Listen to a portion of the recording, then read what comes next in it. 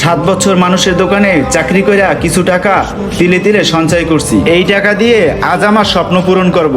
বন্ধু, একটা দোকান দেখছি, ওই দোকানের অ্যাডভান্স দিব। পরের চাকরি আর করব না, নিজেই ব্যবসা দিব। ওইটা ভাড়া নিছি, ওখানে যাব। চল তুই আর আমি ওই দোকানটা দেখে আসি। বন্ধু, এটা তো সুসংবাদ। তুই নিজে টাকা জমায়া ব্যবসা করবি।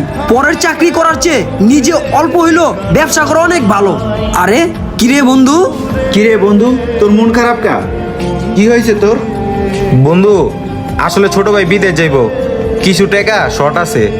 তোর ছোট ভাই যে বিদেশ যাইবো, তোর আত্মীয় স্বজন যারা আছে হ্যাগো কাছ থেকে কিছু টাকা পয়সা লস নাই?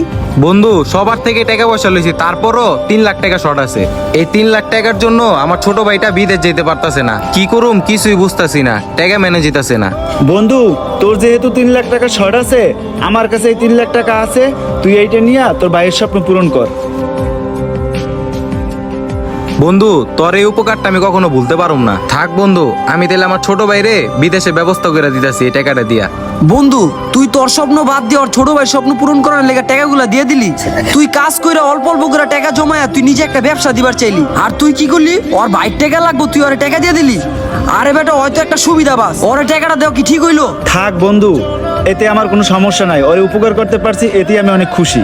এর লেগে কি নিজের স্বপ্ন বাদ দিয়ে আরেকজনের স্বপ্ন পূরণ করবি? আরে ও তো ছোটকালের বন্ধু, একটু উপকার করলাম, এই তো। ঠিক আছে, দেখা যাক কি হয়।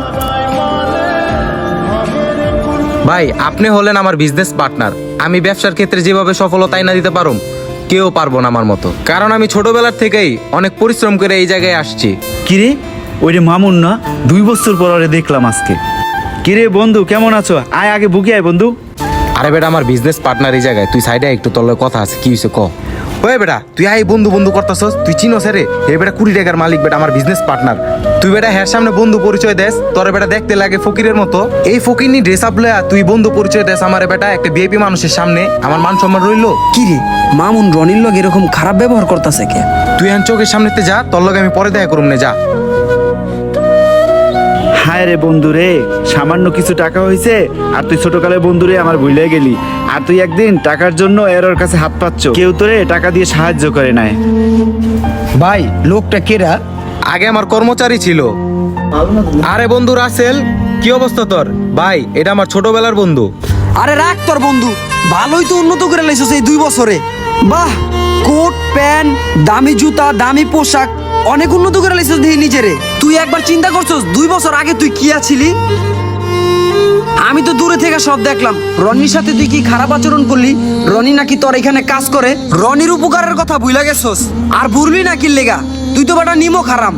2 বছর আগে রনি ওর স্বপ্ন পূরণ না কইরা তোর ছোট ভাইয়ের স্বপ্ন পূরণ করার লেগা টাকা দিছে। আর তুই কেমনে ভুলে গেলি গা রনির উপকারের কথা? তোর ভাই বিদেশ থেকে টাকা পাঠাইতাছে আর সফল হয়ে তুই আজকে ব্যবসা করতে পারতাছস। তোর ওই খারাপ সময় রনি যদি তোর উপকার না করতো, তাহলে তুই আজকে সফল হইতে পারতি না। রনির থেকে যে 3 লাখ টাকা লইছস, এই 3 লাখ টাকা কি ওরে ফেরত দিছস?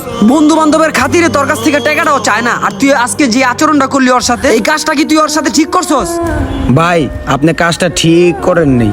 বন্ধু বান্ধব আপনার উপকার করছে, এত জলদি আপনি কিভাবে ভুলে যান? তোর মতো নিমো খারাম বন্ধুর সাথে সম্পর্ক রাখা দরকার নাই কা।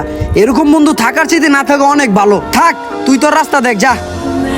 আসলেই আমি মনে হয় কাজটা ঠিক করি নাই কা। নিজের বন্ধুর সাথে গাদ্দারি করছে, আমার লগে জানি কবে জানি গাদ্দারি করে না।